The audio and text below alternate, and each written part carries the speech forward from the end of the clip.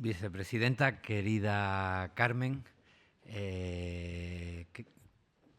señoras, señores, queridos compañeros y compañeras del Instituto Cervantes, hoy es un día muy especial para nosotros, porque se trata de demostrar nuestra admiración, nuestro cariño a una persona fundamental para esta institución, el primer director del Instituto Cervantes, la persona que, junto a un reducido grupo de hombres y mujeres, fue capaz de poner esta goleta en buen viento en el año 1991.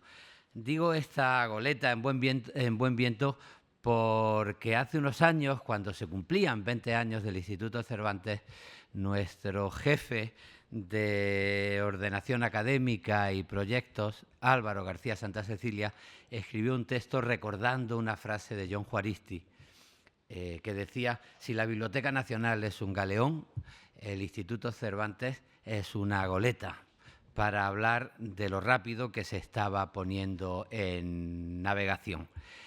Fue muy significativa la llegada al Instituto Cervantes de Nicolás, por muchos motivos. Yo quiero leer unas palabras que él escribió para nuestro anuario en el año 2016, cuando se cumplían 25 años de la puesta en marcha, porque en estas palabras me parece que se condensan cosas muy importantes. De su creación, escribía Nicolás, hace la friolera de un cuarto de siglo, debo destacar, para empezar, que tuvo que instaurarse y asentarse la democracia en España para que el instituto se fundara de acuerdo con los honrosos criterios aún vigentes. Vio la luz como empresa impulsada por el Estado español al servicio de los cientos de millones de personas que comparten el español en nuestro tiempo y que participan en la actividad cultural que tiene por asiento ese idioma de comunicación universal. Atrás quedaba el prejuicio, entonces bastante difundido, de que el español era privativo de los primeros hablantes de este idioma y de que esa procedencia lingüística autorizaba a fijar su uso y hacer caso omiso de las diferencias surgidas en el curso de su evolución y su propagación. Fue necesario que llegara la democracia para que un proyecto como este se pusiese en marcha. Fue muy importante desde el principio comprender que los españoles solo formamos una parte reducida de los muchos millones de hablantes que tiene este idioma y que compartimos con 22 países, a los que podemos añadir ya, sin dudas, Estados Unidos, por el número de hablantes que tiene, casi como lengua materna, en español. Fue necesario comprender que nuestra lengua es una lengua de diálogo, que nuestra fuerza es poder soportar una cultura y una perspectiva de carácter panhispánico, y dentro de la globalización es muy importante ofrecer al español como ámbito de diálogo frente a tanta incomprensión, frente a tanto totalitarismo que está volviendo a surgir por el mundo. Y eso no lo escribía Nicolás, pero fue muy importante que una persona como él, que resumía en su experiencia histórica la democracia, la dignidad humana democrática, pues encabezase la puesta en marcha del Instituto Cervantes. Nicolás era hijo de don Claudio Sánchez Albornoz, historiador, embajador, diplomático, figura importante de la Segunda República Española y del exilio español. Nicolás había protagonizado, junto a su compañero de la FUE, Manuel Lamana, la famosa fuga de Cuelgamuros, del campo de trabajo donde se sometía a la gente, se explotaba a la gente con diversas posibilidades, porque se les robaba la comida, se les pagaba miserablemente para construir el mausoleo al dictador. Nicolás fue un representante del exilio como historiador, primero en Buenos Aires, en la Universidad de Buenos Aires, en la Universidad del Litoral, continuando pues esa historia que Manuel Lamana contó en una maravillosa novela, Otros hombres, y que Fernando Colomo contó en una maravillosa película, Los años bárbaros. Nicolás después sufrió un segundo exilio y tuvo que salir de Argentina para continuar con su trabajo de historiador en Columbia University, en distintas universidades de los Estados Unidos. Y Nicolás pues representaba una reflexión sobre la historia de España que venía a protagonizar la puesta en marcha de un instituto que heredaba la tradición democrática española como apuesta de futuro. Del mismo modo que cuando hoy le hacemos un reconocimiento, nos sentimos herederos de su significación para comprometernos hacia el futuro con la democracia española, con la lengua española, con la cultura en español, que se ha ido tejiendo y formando y enriqueciendo a lo largo del tiempo y que es nuestra materia de trabajo para poder abrirle caminos junto con la gente que es dueña de ese lenguaje hacia el futuro. Para nosotros es un honor contar con Fernando Colomo, con los historiadores Mirta Núñez y Leandro Prados de la Escosura, con Cecilia Fernández Susor, una compañera del Instituto Cervantes a la que le tenemos mucho cariño, entre otras cosas porque está aquí desde su fundación y porque ya colaboró con Nicolás y porque ha dirigido muchos centros nuestros en el exterior. Ella se va a encargar de coordinar esta mesa y es un verdadero honor, pero sobre todo es una ilusión que nos acompañe, porque nos está apoyando mucho en nuestra andadura Carmen Calvo, la vicepresidenta del Gobierno de España, a la que yo le cedo la palabra. Muchas gracias, Carmen, por presidir este acto.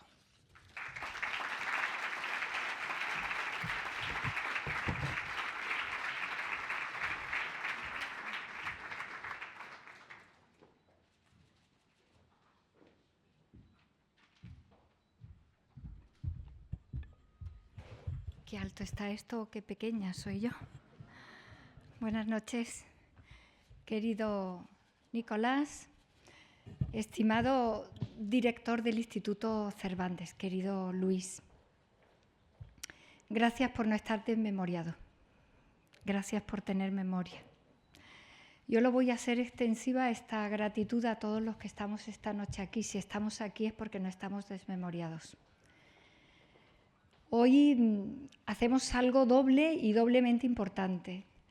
Primero, reconocer al primer director del Instituto Cervantes, a ti, Nicolás, un invento extraordinario, el Instituto Cervantes, para nuestro país, para la lengua, para la cultura, para la navegación, querido Luis, con tus metáforas y las de Juaristi, para la navegación de este país por el mundo, y lo que significamos y lo que significa el nombre de España, la historia de nuestro país y sobre todo el inmenso caudal que supone para nosotros tener esta lengua en comandita con más de 500 millones de hombres y mujeres en el mundo.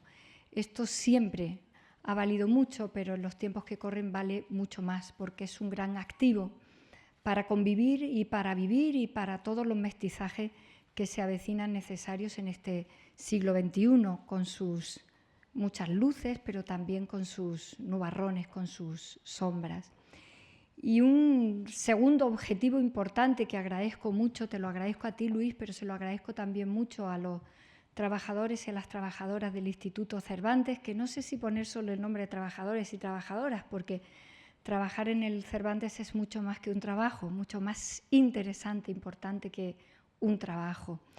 Porque con el homenaje a Nicolás Sánchez Albornoz hacemos también memoria de otro tipo, no solamente de la institución que tan dignamente saca adelante ahora Luis García Montero, porque hacemos también memoria de lo que significó, querido Nicolás, tu huida, que fue la huida de la indignidad a la libertad, la huida de la injusticia a la democracia, tantas huidas que también ahora tenemos por delante, porque, como decías, querido director, esto también nos hace que dispongamos desde la memoria el acopio de energías para el presente y para el futuro.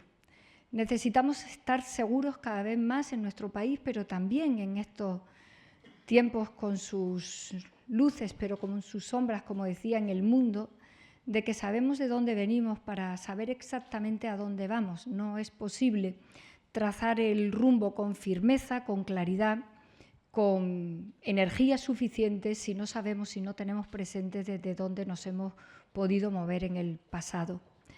Nicolás, tú representas un punto extraordinario de dignidad para todos los que estamos aquí, pero también para muchísima gente de este país.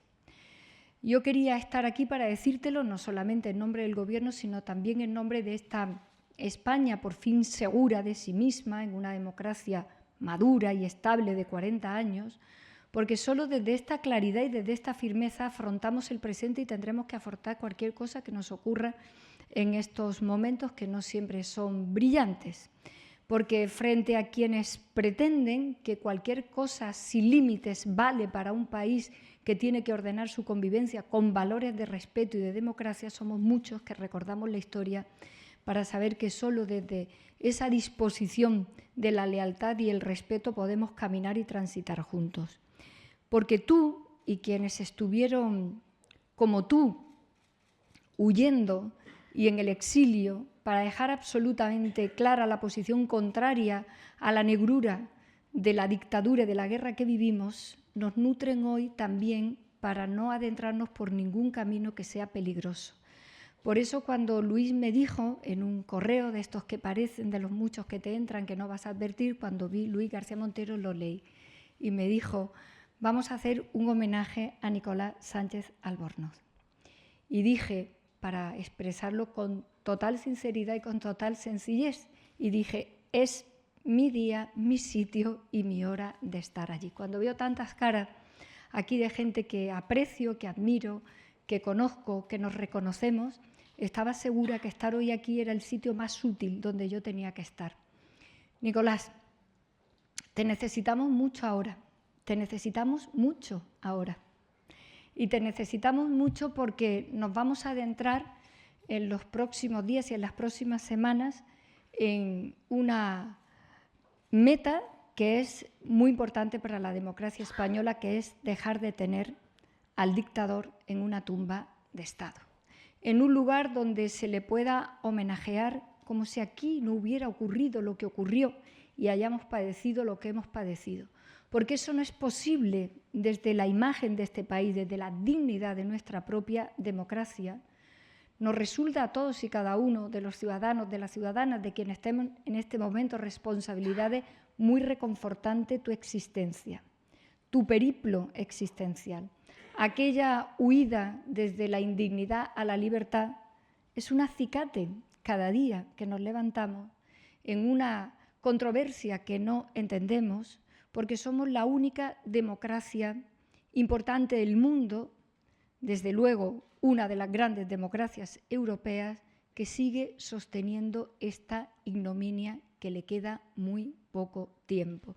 Yo también lo quería compartir aquí, aunque es sabido y conocido en nuestro espacio público de debate y de información, porque creo que estando tú aquí, estupendamente aquí en este homenaje, es la mejor energía de la que nosotros, desde luego yo, puedo disponer para hacer lo que ahora toca hacer por todos nosotros, por nosotros mismos.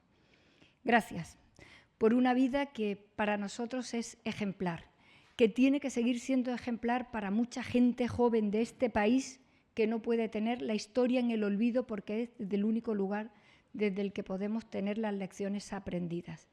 Gracias por todo lo que has representado tú y tu padre, don Claudio, porque todo eso para nosotros ahora significa mucho en este país y en esta Europa que solo podemos fortalecer lanzando hacia el resto del mundo con total nitidez y con total contundencia que no hay más camino que la democracia y que las democracias europeas tenemos una particular responsabilidad contraída en este mundo.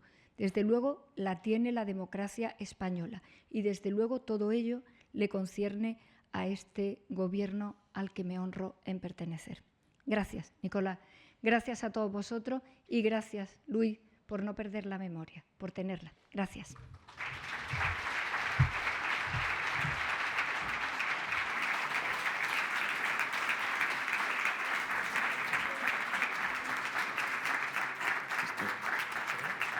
Esto es para usted.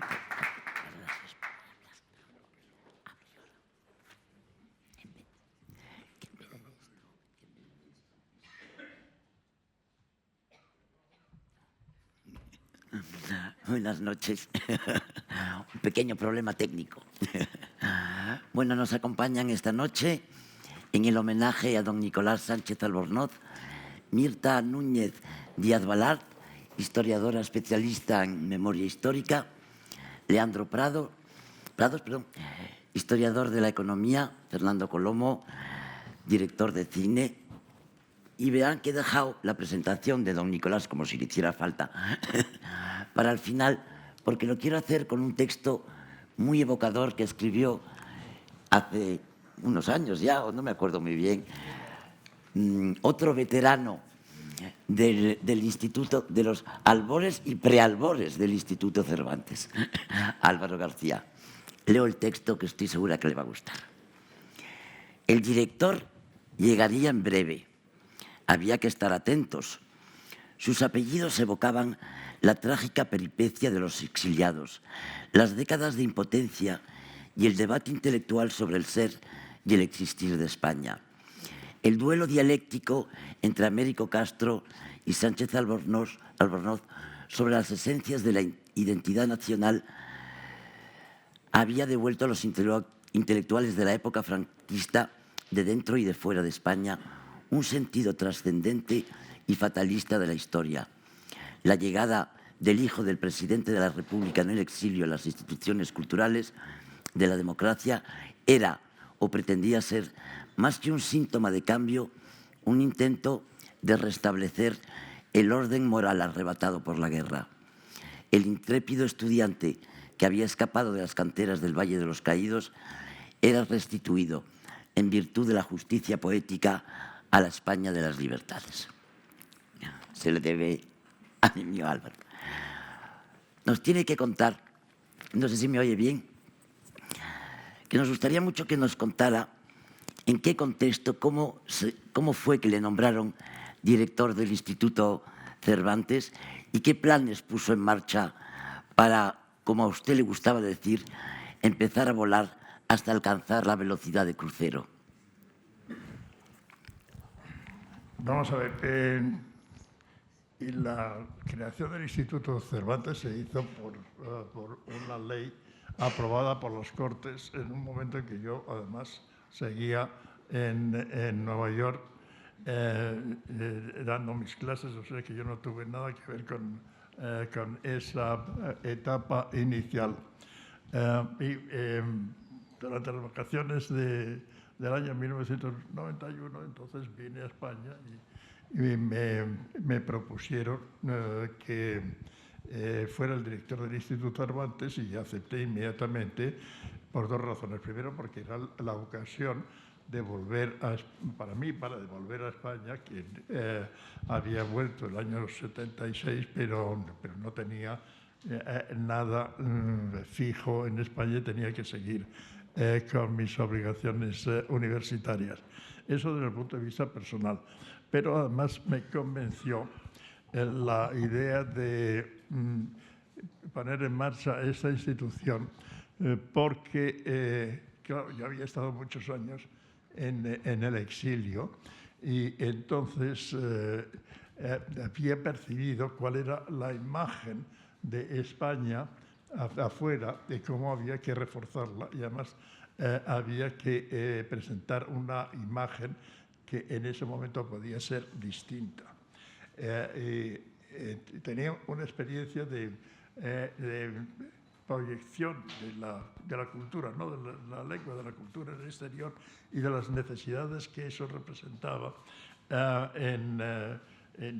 afuera, bueno, mi familiaridad con Estados Unidos, Francia, Inglaterra, y además yo había vivido mucho tiempo en América Latina, incluso me ocupaba de la historia de América Latina y entonces sabía que esa empresa de proyección de la lengua y de la cultura en el mundo fuera de España no podía hacerse sola por España, porque además, lo ha dicho Luis, España en ese momento no tenía ya el monopolio de la lengua y de la cultura, sino que era parte de algo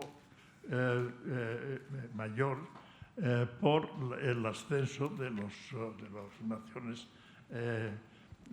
hermanas de América Latina. Entonces, lo más inteligente era no tratar de imponer, como se había hecho hasta ese momento, la lengua, la ortodoxia de la lengua y la ortodoxia de una cultura que estaba en bancarrota, sino abrir un diálogo y establecer una colaboración con los demás países. De tal manera que me encontré motivado y calificado para emprender la tarea de montar el Instituto Cervantes que se me ofreció.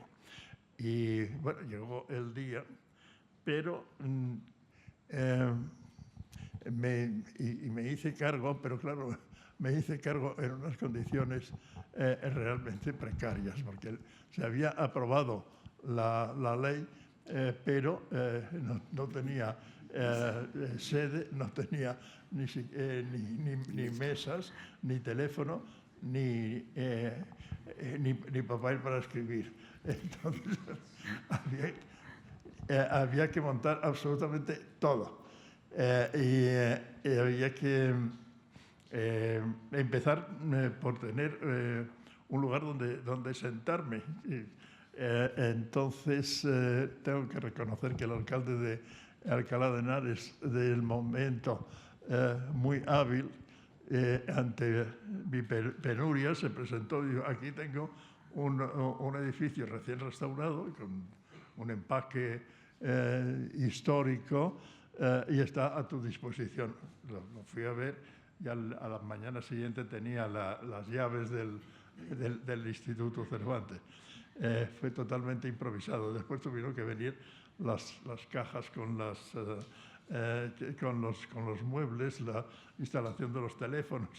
Fueron unos meses espantosos. Pero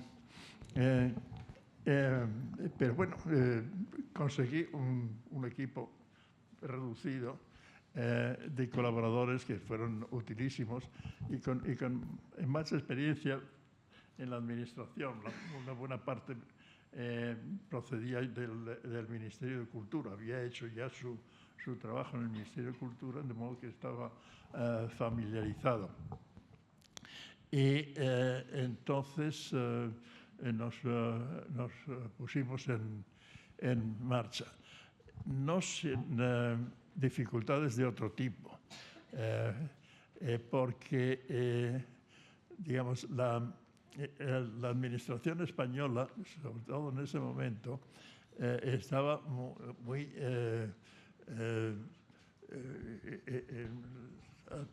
estaba muy organizada sobre la base de la verticalidad. Entonces, la administración estaba desconcertada, quedó desconcertada con la aparición de una institución que por necesidad era transversal, es decir, que interesaba a distintas ramas de la administración. Pero claro, una inercia anterior le impedía la aceptación de este nuevo concepto. Y más aún, una administración que de repente ve que la nueva institución se va fuera de Madrid, cuando todas las oficinas tienen que estar en Madrid. Entonces, hubo naturalmente incomprensión por varios sectores de la administración que hubo que vencer. Y por lo demás, no había calado todavía en el público la noción, el significado de la creación de una institución como era esa.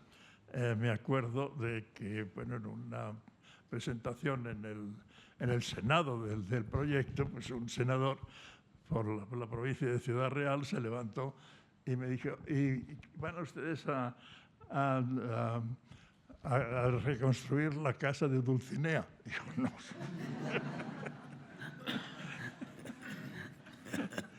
Bueno, añadiendo anécdotas, había que amueblar y además elegir incluso el papel. Había que amueblar, y entonces el Ministerio de Educación dijo: bueno, ahí veamos a los expertos. Entonces hicieron un proyecto de sembrar la sede de Alcalá de Henares de vargueños y de asientos frailuras. De ninguna manera. Aquí todo muebles modernos y funcionales. Además, era lo necesario para dar una imagen moderna de una institución naciente. Bueno, ahí no quedan las cosas. Llega el momento que hay que también comprar máquinas para los personal administrativo, máquinas de escribir, y yo desde el primer momento me negué a comprar máquinas de escribir, ordenadores. Y dijeron: pero es que nadie sabe escribir, porque aprendan, pero no vamos a dotar a toda una institución de máquinas que dentro de 6 meses tenemos que tirar por la ventana. Empecemos por los ordenadores. Era un momento en que no estaban familiarizados. Y bueno, y tuvieron que aprender, y hoy día se maneja, y con mucha soltura, todos los ordenadores. Entonces son todas estas dificultades, algunas cosas muy chuscas. Bueno, llega el momento también de elegir los papeles y los emblemas, y entonces se presenta, se abre concurso, hay una presentación, y entonces, claro, la imagen del instituto que proponía esa propuesta, pues era la imagen de Cervantes con su gola y todas esas cosas. Digo, de ninguna manera. Ahí se la ñ, que era el otro proyecto que creo que ha sido un acierto, de imagen, de proyección hacia el exterior. Imagínate que lo que hubiera sido el tratar de proyectar una imagen de la cultura y de la lengua española agarrotados por golas. Bueno, supongo que con esto ya van una idea, y que es una idea además de una manera un poco divertida. creo que anécdotas de esas hay, que hay anécdotas a montañas, ¿no? Pero usted como cofundador de una experiencia subversiva con la editorial Ruedo Ibérico y que venía también de Estados Unidos, ¿cómo fue el reto de dirigir una institución oficial que con tanto retraso llegaba a España? Porque si lo comparamos con la Alliance Française o el British o el Goethe, pues nos separan años y años, ¿no? ¿Y qué pensó para darle el impulso que el español y la cultura española necesitaban de cara al exterior? Bueno, yo creo que Luis lo ha explicado, bueno, y la ministra también. Es decir, la creación del Instituto Cervantes, o la puesta en marcha del Instituto Cervantes desde el año 91, es decir, que habían transcurrido toda una serie de años después del final de la dictadura, y entonces España, recobrada la libertad, tenía ya una capacidad de mostrar una cultura ya menos aferrada a las tradiciones imperiales y a todas esas cosas, una cultura más abierta, más dinámica. Había hecho toda una autoafirmación en esa dirección, que es lo que querían, que podía tener efecto para proyectarse afuera. Entonces, porque, claro, la creación del Instituto Cervantes es, a mi modo de ver, muy tardía. Es decir, España podía haber, en otras condiciones, haber creado una institución equivalente a las que nacieron en Europa años antes, el British Council o el Goethe, o las alianzas y los institutos culturales franceses. Es decir, España tenía que haber hecho el mismo esfuerzo en esa época, pero lo postergó. Hubo, hay que reconocerlo, un intento durante los últimos años de la monarquía, bueno, gracias a la ¿cómo se llama? La Junta de Ampliación de Estudios y otras iniciativas de establecer ciertos elementos en el exterior, por ejemplo, el Colegio de España en París,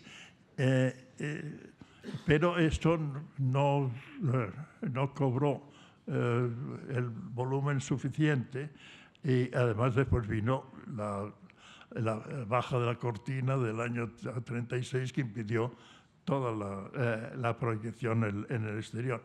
Además, no solamente lo impidió, sino que además desarrolló unas ínfulas, diciendo que los demás tienen que aprender español, porque nosotros somos los que lo hablamos, lo mejor, la cuna del español. Bueno, pero si lo que hace falta es que la gente hable, no mirar la cuna, ¿no?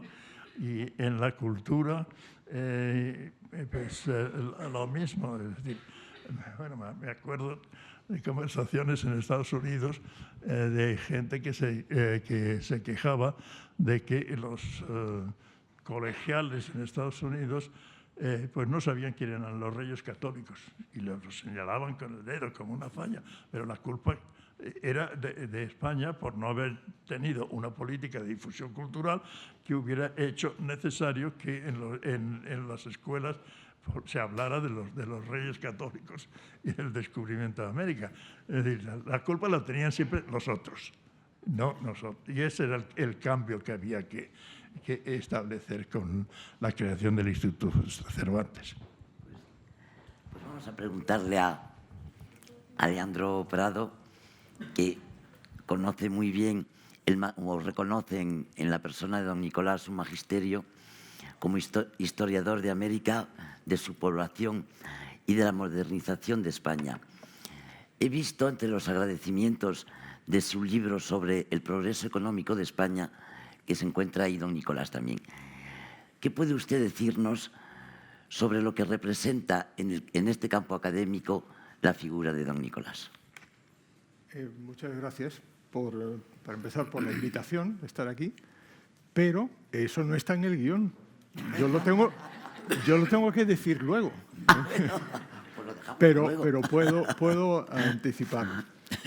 Cuando hace unos días me llamó Nicolás y me dijo, me van a hacer un homenaje y van a hablar de mi trayectoria como director del Cervantes, del exilio, de mi faceta política, pero nadie va a recordar que yo soy historiador. Alguien lo tiene que hacer, así que lo vas a hacer tú. Naturalmente yo dejé todo lo que estaba haciendo y me puse e improvisé 3 apretadas cuartillas que voy a infligir al público. Pues más, pero no ahora. Si quieres ahora y si no más tarde. No, ahora mismo, ¿por qué no? Bueno, pues yo los inflijo. Bueno, pues comienza el castigo. Como para otros estudiantes de economía en la Universidad Española de fines de los 60 y primeros 70, mi interés por la historia fue una consecuencia imprevista de la dictadura. Nos preguntábamos por qué el país en el que vivíamos era atrasado política y económicamente y cómo habíamos llegado a esta situación. Por eso sabía de los trabajos de Nicolás Sánchez Albornoz, aunque no tuve la oportunidad de conocerle personalmente hasta su intervención en el seminario que organizaba Gonzalo Anes, cuando, desaparecido Franco, Nicolás pudo regresar a España. Nuestra amistad también tiene un origen político. Se inicia durante la campaña electoral de 1977. Yo era un joven estudiante en Oxford y vine y quedé con Gabriel Tortella para asistir al primer mitin de Felipe González. Y Gabriel apareció con Nicolás.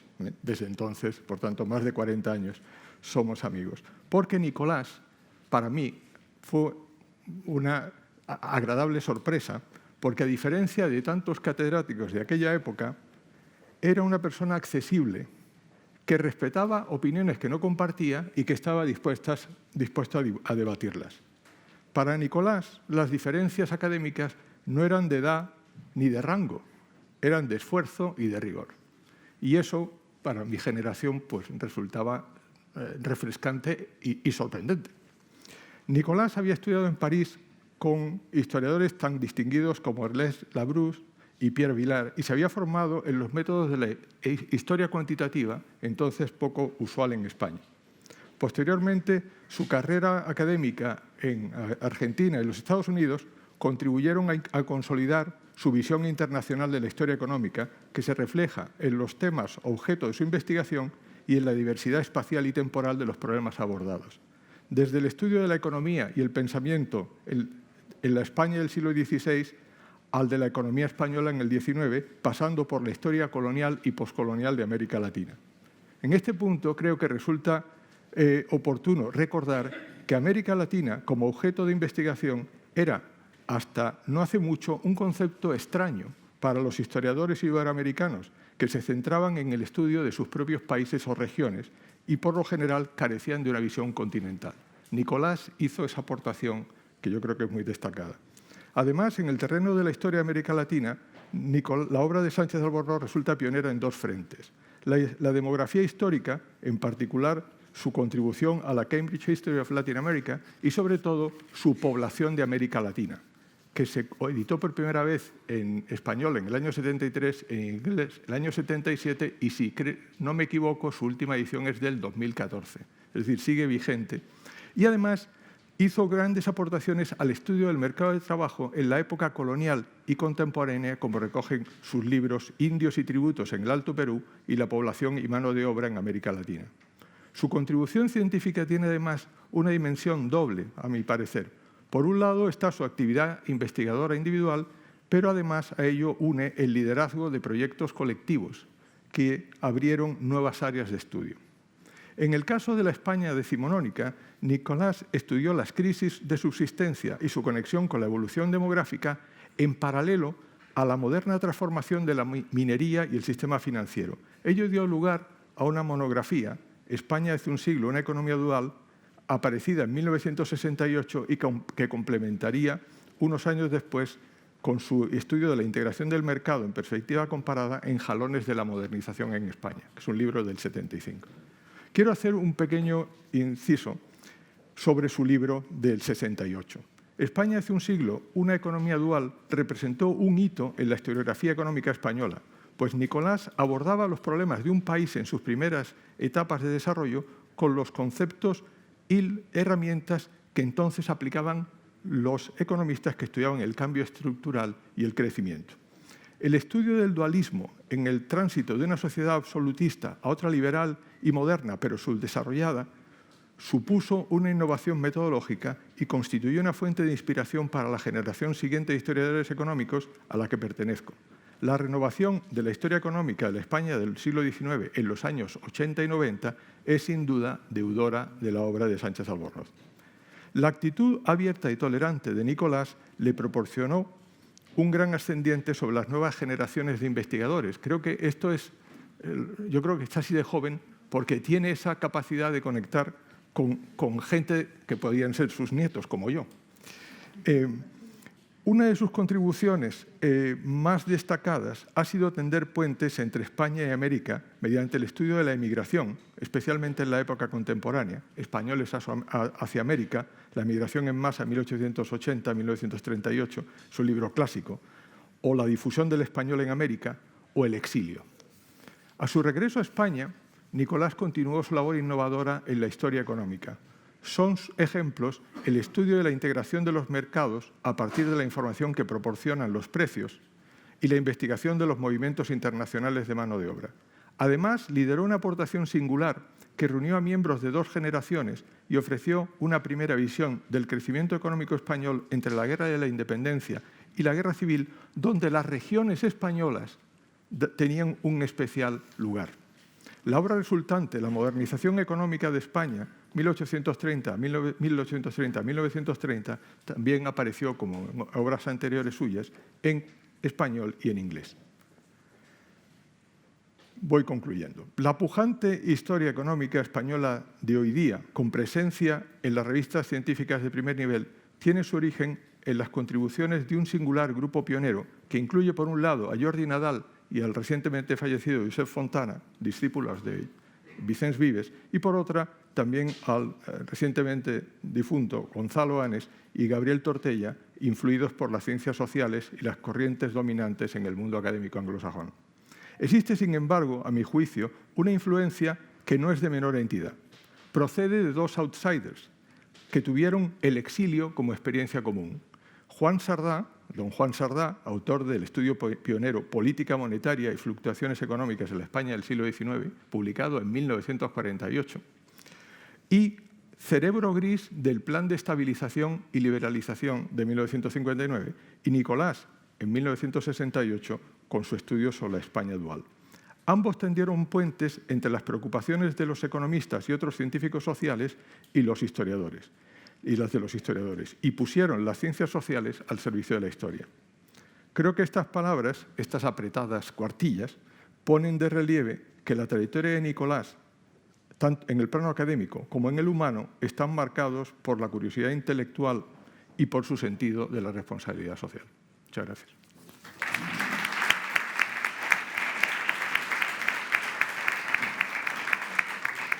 Mirta, vamos con usted.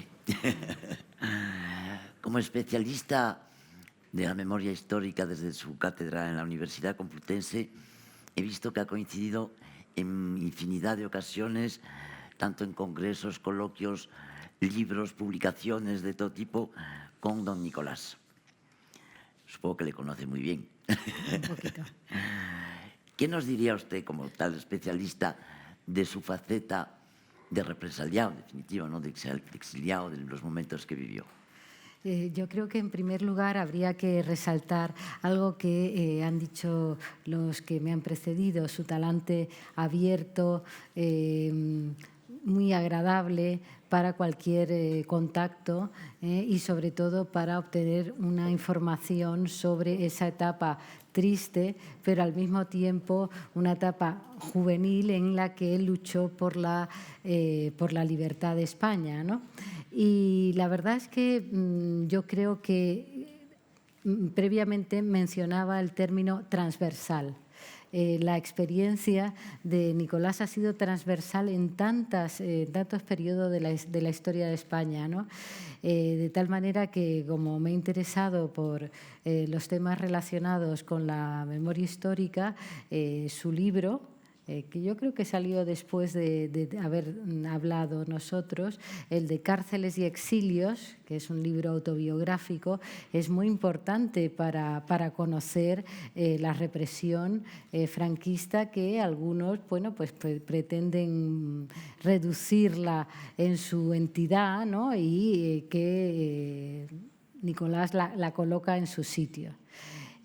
Como es transversal, pues también es muy importante, por ejemplo, para sus años casi infantiles, cuando muy joven, cuando está en Portugal y tiene lugar la sublevación de la tropa, de la marinería, que se quiere sumar a la lucha por la República, ¿no? En España. Y esto yo creo que en España es poco conocido y es algo hermoso y que hay que profundizar en ello, aunque evidentemente, como tantas luchas por la libertad en España, pues terminase tristemente, ¿no? También uno de sus aspectos más interesantes es algo que también gracias a Fernando Colomo pues ha sido muy conocido, que es su paso por el Valle de los Caídos como preso del patronato, bueno, preso e incorporado al Patronato de Redención de Penas por el Trabajo. La verdad es que pocas fuentes son tan importantes y sobre todo fuentes tan amenas cuando él cuenta esa experiencia, de la cual a mí me gusta subrayar algo, dado que él ha mencionado las anécdotas, ¿no? Como para aligerar, ¿no? Él decía, y también era una manera de rebajar el tono duro, ¿no? Que preside estas cosas, él decía que, claro, que en el franquismo sí creía en la sociedad de clases, aunque se daba muchos golpes de pecho de que no, pero sí creía profundamente. Y para eso sus carceleros y su personal de reclusión tenía muy en cuenta su procedencia, la procedencia de su familia, don Claudio, y le decía: ¿cómo usted, siendo hijo de don Claudio, usted que, con perdón, ha meado moqueta de niño, cómo usted se ha metido con estos rojos? Y aquella anécdota, pues a mí me gusta contarla en las charlas a las que voy sobre estos temas.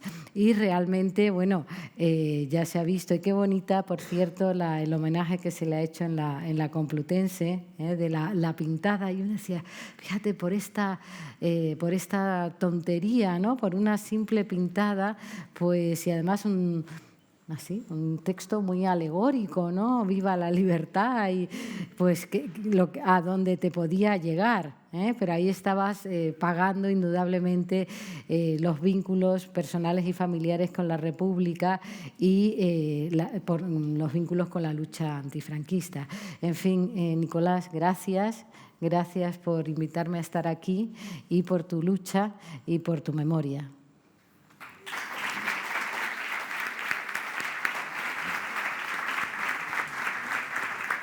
Fernando, vamos con usted. Su turno. ¿Qué supuso? Porque ya sabemos todos que es autor de comedias, pero ¿qué supuso para usted imprimirle ese tono de humor a un episodio que no dejaba de ser un poco trágico, ¿no? Sí. Sí, la verdad es que no. Los años bárbaros, que es la película con la a eso me refiero. Lo mejor de esa película fue conocer a Nicolás. Es una propuesta que me llega de fuera, me llega de dos guionistas, de José Esteban López, José Ángel Esteban y Carlos López, que nosotros llamamos Esteban y López, para resumir.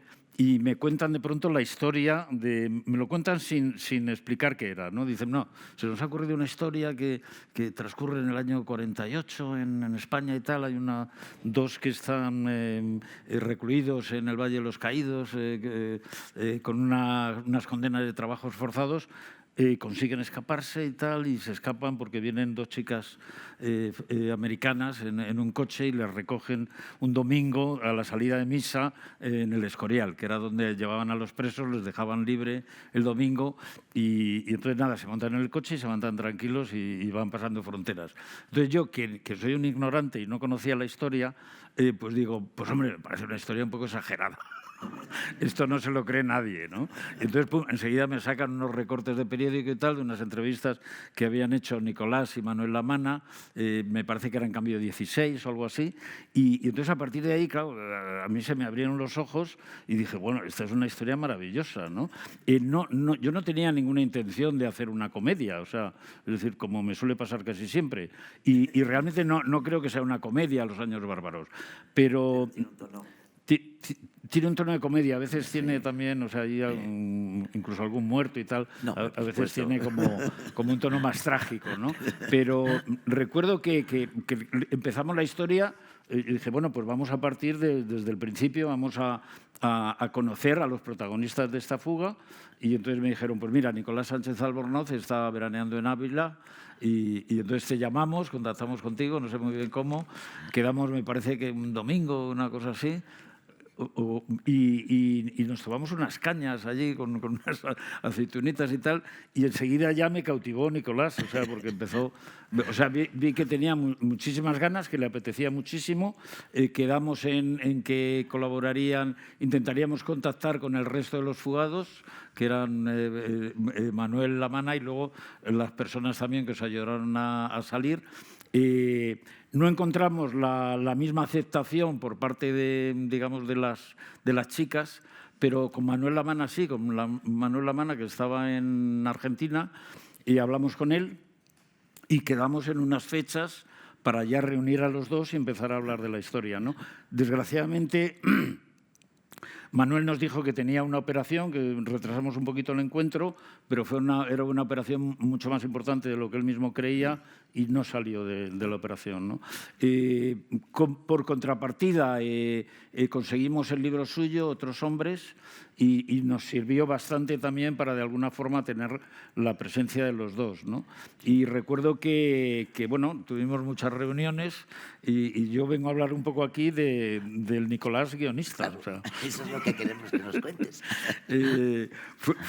Fuimos viendo la historia, intentábamos que nos contara detalles y cosas, nos contaba de todo, pero nos dimos cuenta, encontramos una dificultad que era: no íbamos a hacer un documental, no se trataba de hacer un documental, se trataba de hacer una película que tuviera vida, o sea, que tuviera, sobre todo que respondiera a ese impulso de juventud que les hizo pues, participar en la FUE, que les hizo pues, hacer la pintada, estar, digamos, ser de alguna forma unos clandestinos por ahí en lo poquito que se podía hacer en aquellos años y por supuesto, la fuga en sí, ¿no? Pero la fuga en sí tampoco tenía muchos elementos, lo contaba y decía, bueno, llegamos, paramos a comer en Medinaceli, luego seguimos, tal, y nosotros, claro, queríamos contar, teníamos hora y media para contar esa historia, ¿no? Y bueno, recuerdo que en un momento dado optamos por tirar por la calle de en medio y dijimos, bueno, vamos a hacer una ficción inspirada en esta historia, y que ahí tú dijiste una cosa porque claro, el miedo siempre en esto, bueno, está aquí uno de los protagonistas, pues va a decir, no, esto no fue así, lo siento, yo no quiero colaborar aquí. Y entonces en un momento dado Nicolás nos miró y nos dijo, bueno, yo no estoy aquí para matizar los detalles de cómo fue la fuga, estoy aquí para que se mantenga, para lo que se cuente en esta película, sí que mantenga el espíritu de las personas que nos fugamos, el sentido que tuvo aquella fuga, que fue muy importante, porque claro, tú no eras un individuo cualquiera, eras el hijo de don Claudio Sánchez de Albornoz, y de pronto aquello fue realmente una bomba en la línea de flotación del franquismo, porque se escaparon dos, se fueron de rositas, llegaron a Francia y aquí... Bueno, con una pierna rota, ¿no? Con una pierna rota, la pierna rota era... Con una pierna rota, dice. Que llegaron a Francia con una pierna rota. Esta. Y entonces, bueno, esa fue un poco la historia, ¿no? El contar, o sea, el inventarnos una historia que yo creo que es la forma más fiel de poder contar de verdad ese espíritu. El espíritu era algo importante porque encontrábamos en Nicolás la ilusión, o sea, cuando nos contaba la historia, es decir, era realmente una historia durísima y dificilísima, sobre todo porque lo que contamos en la película más tiempo es el viaje en coche, pero luego el paso, o sea, una vez que os dejaron las chicas y que tuvisteis que ir a pie hasta cruzar la frontera, que os dejaron en un sitio equivocado, que gracias a eso posiblemente conseguisteis pasar, o sea, porque no había una vigilancia suficiente ahí, pero que os perdíais y ibais yendo de la frontera, ibais entrando en Francia y saliendo de Francia sin daros cuenta, ¿no? Entonces, a mí lo que me impresionó y lo que me animó sobre todo a hacer la película era el ánimo que tú tenías. O sea, cómo nos contabas esa historia durísima, pero cómo la contabas, la habías vivido en tu juventud y para ti era algo realmente de lo más importante de tu vida, ¿no?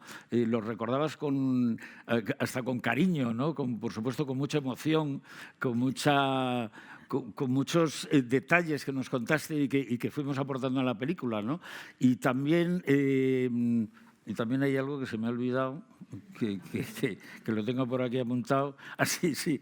Recuerdo que hubo un momento que tú dijiste, bueno, al final nos vamos a creer, porque claro, en la película inventamos muchas cosas. Recuerdo que en el momento de la fuga, que era pues dentro del Escorial, os distraíais un poquillo por allí, habían quedado en una zona con las chicas que llegaban con el coche, os trajeron para cambiaros vestidos de señoritos y cruzar alegremente, o sea, precisamente era como la antifuga, ¿no? Y entonces... Había algo muy bonito que tú dijiste. Recuerdo que había un momento que nos inventamos que se subían en unos burros tal, para poder huir más rápido y tal, que era totalmente ficticio, ¿no? Y entonces Nicolás, lejos de decir, no, esto no podía ser y tal, le hacía gracia, se reía y recuerdo que nos dijiste, no, al final nos vamos a creer todos que la fuga fue como en la película, ¿no? Recuerdo que además hay una escena que tú propiciaste, o sea, es decir, porque no había pasado, pero tú ya te animaste con esto de la ficción y entonces dijiste, yo creo que lo que nos hubiera gustado era cuando estábamos llegando a Tarragona, por allí, que amanecía y tal, bañarnos en una playa desierta los 4 desnudos. Y entonces esa es una escena que pusimos, que no existió, pero que merecía la pena que hubiera existido, ¿no?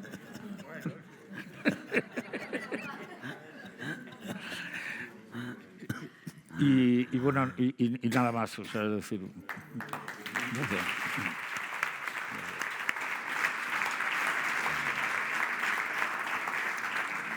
Don Nicolás, como creo que usted tiene que ir a hacer pintadas ahora, de nuevo, ¿por qué no cerramos el acto con unas palabras suyas? Bueno, creo que corresponde porque han hecho tantos elogios míos que ahora tengo que dar las gracias. Y voy a empezar dando las gracias a mi sordera, porque ha habido tantos elogios que gracias a la sordera he oído la mitad. Bueno,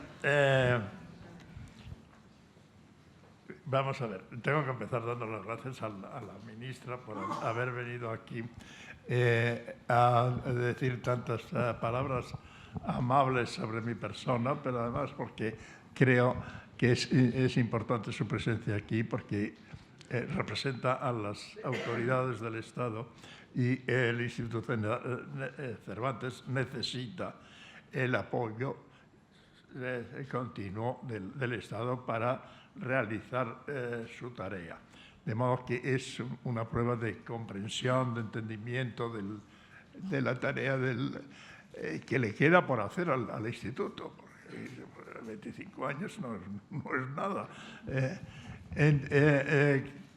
Naturalmente tengo que agradecer a Luis por haber tenido esta iniciativa y bueno, se ha derrochado todas las amabilidades y elogios, pero quiero señalar una cosa que a lo mejor escapa a la atención de la gente.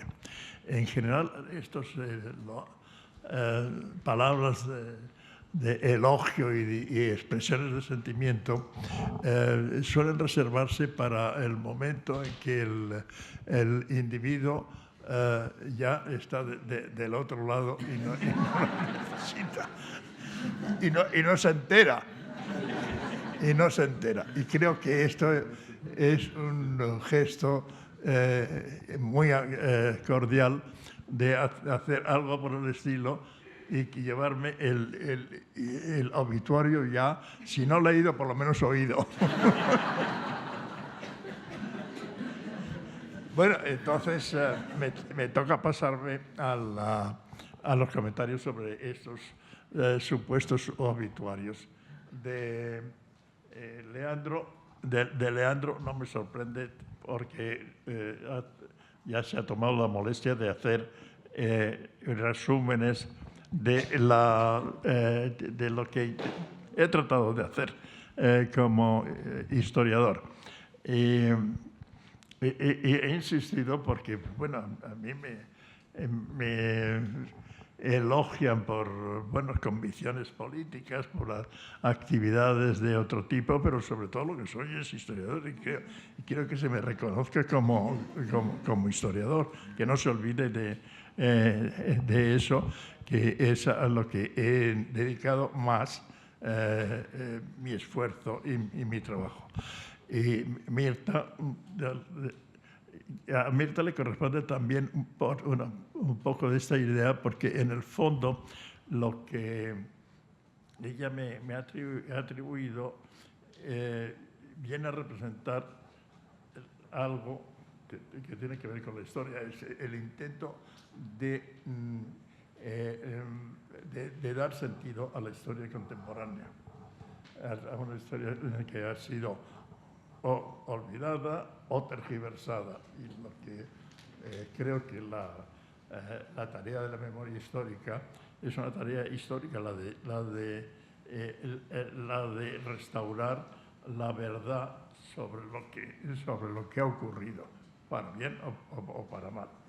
Bueno, en cuanto al comentario de Fernando, pues él ha hecho toda una descripción ya bastante detallada del origen de la película, que nos sirvió para divertirnos. Y creo que ese tono irónico o jocoso que introdujo en la película, y al alejarla del mero reportaje que no podía hacerse, pues creo que ese ha sido el motivo del éxito que la película ha tenido. La película ha calado por el hecho por contar una historia real, que no sé, que es real en bastantes de sus detalles, pero al mismo tiempo he dicho de una manera relajada. Y el resultado ha sido que ha sido una película de muchísimo éxito y gracias a la cual los hechos han sido conocidos y han sido aceptados de una manera natural. Y la prueba es que todavía en este momento la película se proyecta, se proyecta por las televisiones. La verdad es que ahora son un poco intempestivas a veces para noctámbulos, pero sigue siendo de actualidad. Y además quiero añadir una cosa, que ese éxito todavía se traduce en que hay gente que compra la película y que esto le llega no por las ondas hertzianas, sino que ha pasado a otro nivel. Ahora llega por el aire, por los drones de Amazon. Y lo he podido comprobar que eso es cierto. Bueno, muchas gracias y hasta la próxima.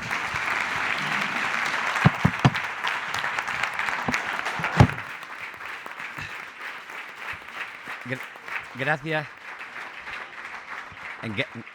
Gracias a ti, Nicolás, por estar con nosotros y por haber aceptado esta convocatoria de amigos y de gente que te admira. A mí me hace mucha ilusión que insistas una y otra vez que tú realmente eres historiador y que tú lo que tienes es vocación de historiador. Y más ilusión porque el principio de tu compromiso político fue el de un estudiante que quería hacer una carrera universitaria digna en España y de pronto se encontró con una universidad devastada por el franquismo, con falsos maestros y llenos de ausencias. Y eso es muy importante porque nuestra lucha por el progreso, realmente lo que exigimos es que nos dejen trabajar en nuestras vocaciones con dignidad y con rigor y que no interfiera la barbarie, los años de barbarie. Y tu disidencia, tu militancia en la FUE era la de un estudiante con conciencia republicana, pero también la de un estudiante que quería una institución digna. Y nuestro trabajo es ese, la dignificación de las instituciones de España. Y para nosotros es un lujo tenerte como referente. Cuando en aquella lejana mañana de noviembre de 1991 llegaste a Alcalá a tomar posesión del Colegio del Rey, debió ser muy conmovedor saber que muy cerquita, casi pared con pared, habías estado encarcelado por la dictadura franquista. Porque entre el itinerario de cárceles que te llevó a Cuelgamuros, pasaste por la prisión de Alcalá, que estaba muy cerca del Instituto Cervantes. Qué bonita metáfora, sustituir las cárceles por las palabras. Nosotros ahora te queremos hacer un regalo. Le he pedido a la vicepresidenta que sea ella la que te entregue una obra de arte que representa este edificio, las alturas de este edificio. Y hay otra coincidencia, la memoria de lo que fue el trabajo que pusiste en marcha con la herencia que recibimos nosotros para seguir navegando por los caminos que tú abriste. Un edificio nuevo que está mirando hacia el futuro. Muchas gracias, vicepresidenta.